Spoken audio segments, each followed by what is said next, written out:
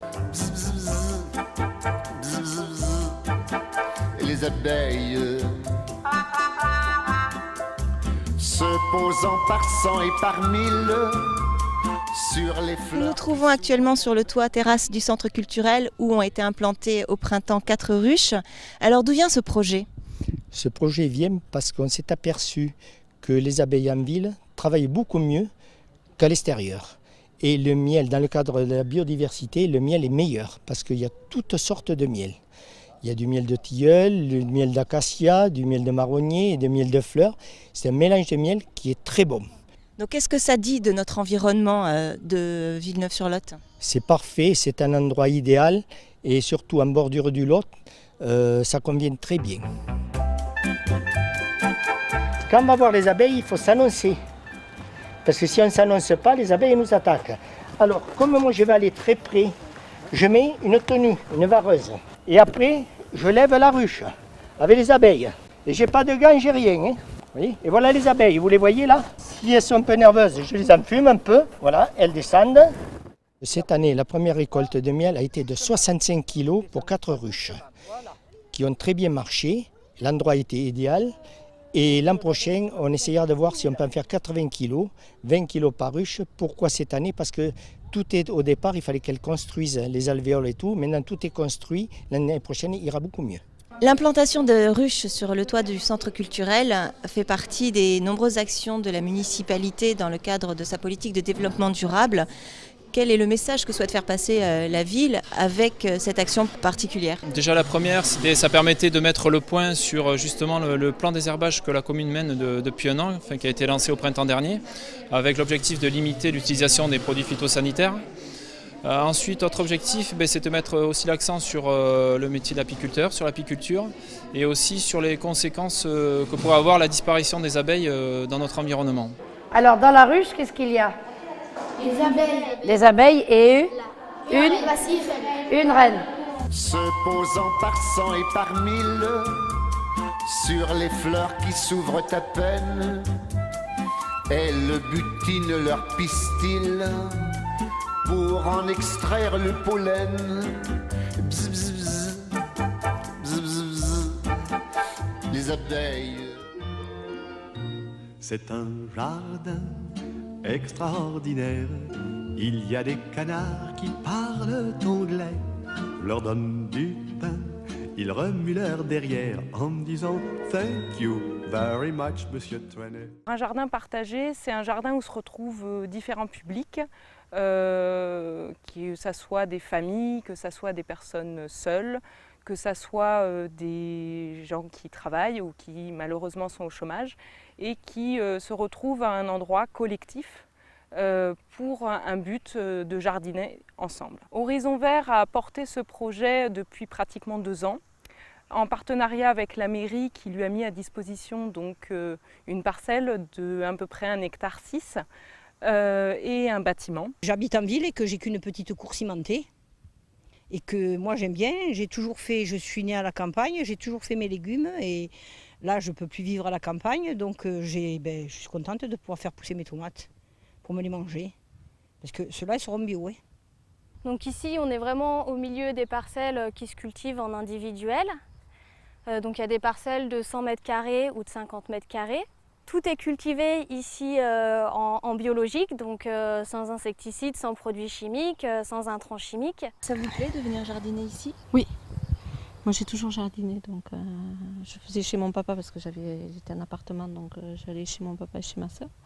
Et j'ai pris ça pour, voilà, on évacue tout. Quand on est en colère, on tape sur les mottes, on casse les mottes, c'est bon ça. Mes filles me disent « Ah mais maman, 4 heures au jardin, t'es folle ?» Je dis non, parce que je vais 4 heures au jardin, mais je travaille 1 heure, le reste on discute. Bon. Et même tes courgettes, tu vois, quand le crâne commence à faire la feuille un peu rentrée comme ça, tu vois, comme elles se referment en fait pour éviter la déshydratation. D'accord. Elles ont soif. Ça crée énormément de liens. Il y a des matins où on arrive, où ça papote dans tous les sens, où ça se donne des informations, et moi j'ai des plans à te donner, et j'ai des graines en plus. Donc il y a énormément d'échanges, en tout cas déjà entre les parcelles voisines, et puis petit à petit, en fait, avec le temps, ça commence à à aller vers d'autres parcelles et ils commencent à connaître tout le monde. La base du jardin comme ça, c'est pas un jardin ouvrier, mais enfin ça y ressemble, c'est de s'entraider quand même aussi. Ouais. À demain, Lisa. Bonsoir. Bonsoir. Ah, le parfum qu'on respire, ces fleurs bleues. Un regard qui vous attire, ces fleurs bleues. Embellissement des espaces publics, amélioration du cadre de vie, le fleurissement de la ville participe au bien-être de ses habitants. Les jardiniers de Villeneuve ne chôment pas, plantation de massifs, installation de suspensions et aménagement des ronds-points, chaque année près de 20 000 pieds sont plantés sur la commune. Le beau Dieu qui s'abandonne, ces fleurs bleues. Le plan qui est mis en œuvre, c'est déjà d'installer un peu plus de jardinières, donc notamment des barrières florales. Au niveau des massifs, donc, de s'orienter sur un thème de couleur. Donc, le thème de couleur qui a été choisi cette année, c'est le bleu et le blanc. Donc évidemment, on n'aura pas que du bleu et du blanc puisqu'on utilise également les vivaces pour réduire l'utilisation des annuelles. C'est les plantes principales comme est vraiment sur le haut du massif, qui a un grand développement. Ensuite, on garnit avec des plus petits développements sur le pourtour. Ah, le parfum qu'on respire, ces fleurs bleues. Un regard qui vous attire, ces fleurs bleues. Des mots difficiles à dire, ces fleurs bleues. Ces fleurs bleues, ces fleurs bleues. Étant donné que ce sont des plantes qui restent en place sur du long terme, nous, ça nous limite au niveau voilà, de la plantation qui se déroule sur avril, mai et juin, d'avoir trop de manutention. Fleurir la ville, oui, mais pas à n'importe quel prix. Protéger l'environnement et préserver la ressource en eau sont des priorités de la municipalité. Illustration avec la nouvelle démarche de gestion raisonnée des espaces verts. Il s'agit d'utiliser le moins possible de produits chimiques, de désherbants. Donc pour ça, nous avons choisi 5 sites.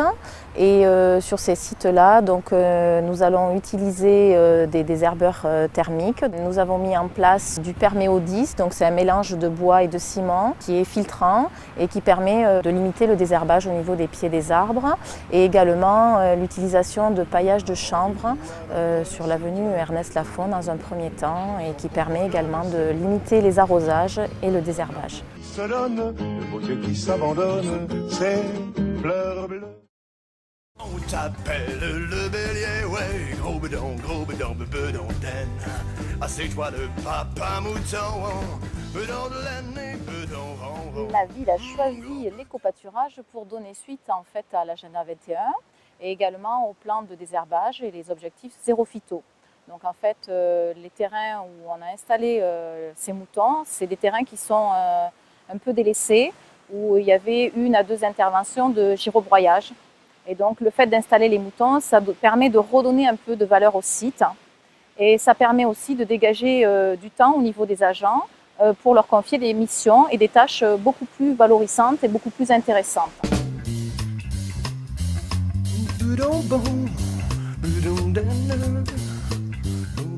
L'éco-pâturage, en fait, c'est l'installation de moutons pour entretenir des espaces verts ou espaces naturels. Sur la commune de Villeneuve, on a choisi d'installer des moutons d'Ouessant. Les moutons d'Ouessant, c'est le mouton le plus petit du monde. Donc on va en mettre 10 à l'hectare.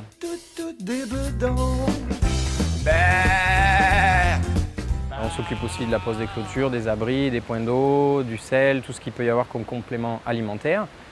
Mais également des soins, du suivi sanitaire et vétérinaire.